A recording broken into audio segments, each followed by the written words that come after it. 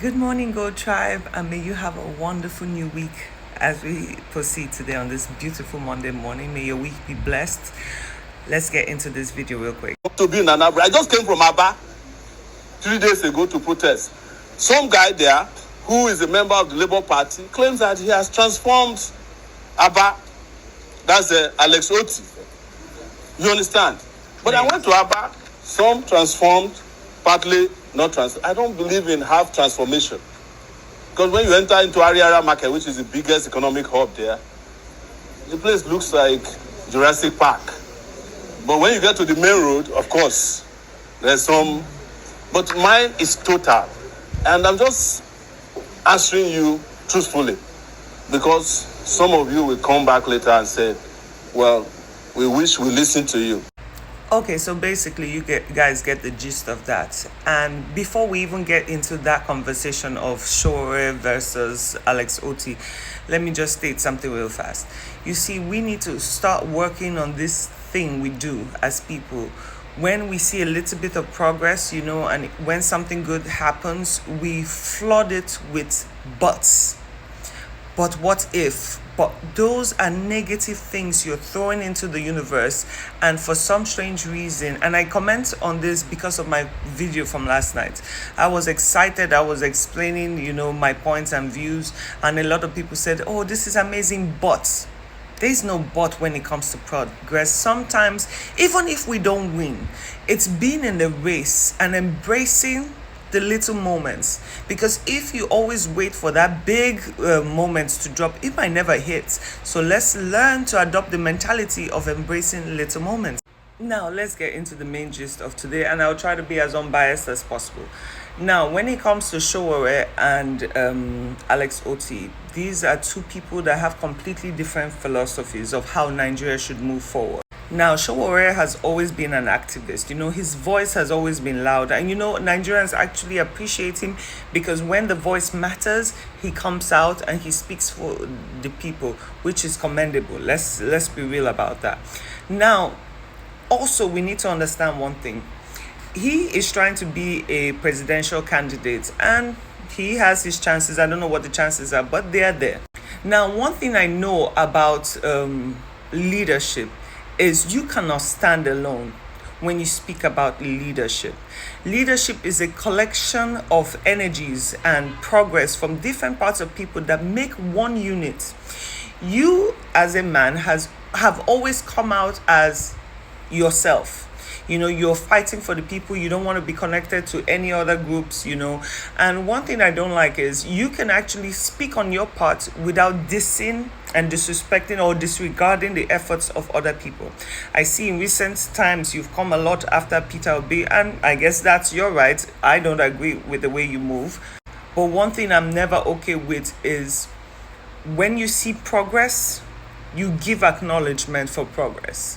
Yes, we are not going to sit down and receive mediocre progress from our leaders. We live in a society where we need to put real pressure under them, if not they slack. But in life, in general, when you see a person doing something, give him his accolades for the love of God. It takes nothing away from you or for what you stand for. Now, I can respect Governor Alex Oti because out of all the governors and all the previous leaders we have seen, he is actually deliberately trying to change the laws and how it works in his community. Abia State, you cannot... See, those who know what Abia State was can stand up and say, oh, hold on, this guy is doing very well, because if you were there from the beginning, you would understand. I have been to Abia State and it was nothing to write home about. Now, I am the kind of person that when I see someone doing something good, I will praise you because, see, human nature in general, let's say, take me for example, if I keep helping a person, helping, and I don't get even this, I don't do things for people to get thank you or praises. But if I keep helping and I'm not getting anything in return, like an appreciation, okay, I will stop. Me personally, I will stop, because now it leads very much into entitlement, like, oh, I'm supposed to do this. Now, the way I see Alex Oti is this way. Imagine buying yourself a house and you say, you know what, I'm gonna flip this house. Maybe it needs to the floors to be changed or some paint job and all that. You've anticipated what that project needs. But you see, the funny thing about large projects like fixing a society, fixing an economy, is once you get into that space, you realize that there is more work to be done. You realize that, wait, oh, you don't need just flooring and paints of walls. You actually need to take out all the electrics parts out. You have to check the plumbing because there might be rust here and there. And guess what? Now your project that is supposed to take a month might extend to 5 months because there were more underlying issues that you did not anticipate. And I think that's what is going to happen with, even if Peter Obi wins tomorrow, let's say, for example, I think from the outside, it is always easier to see the damage Nigeria is in. But when you get in the mix of it, then you realize, like, wait, hold on, there is more to it than meets the eyes. And of course, a lot of people would want to sit on the outside and just comment. It's easier for me to say, oh, I want progress, I want progress. But at the root of things, it takes way more than just making noise. It takes actual progress. It takes actual being in the mix to understand what has to be done. And let's not even forget, a lot of people are not with Alex Oti. They see the progress he's doing and it bothers them a lot because now he makes the rest of them look bad. He has tried to solve the salary problem. He has paid backed up salaries and all. He's trying to fix the major roads, at least let them be accessed. He has tried to create their own personal grid so that at least let businesses function on good electricity. Is it perfect? Nobody said it's perfect. The people of Abia State are not claiming that it's perfect. But guess what? We're going to clap for him. We're going to clap for him because he has done way more than every other person has done. Now, I understand where you're coming from. Let's all hook their necks. Let's all hold them accountable. But I promise you, it is always easier to judge from the outside than to actually do the work.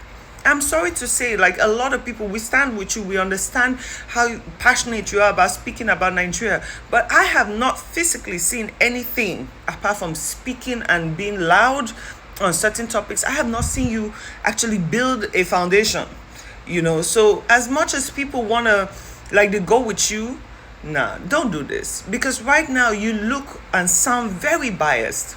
A true leader is not ashamed of giving other leaders credit. We will never say it's perfect. Even Alex Oti is not saying or claiming that his state is perfect. There's still a lot of work to be done. But I'm sorry, you would respect the effort.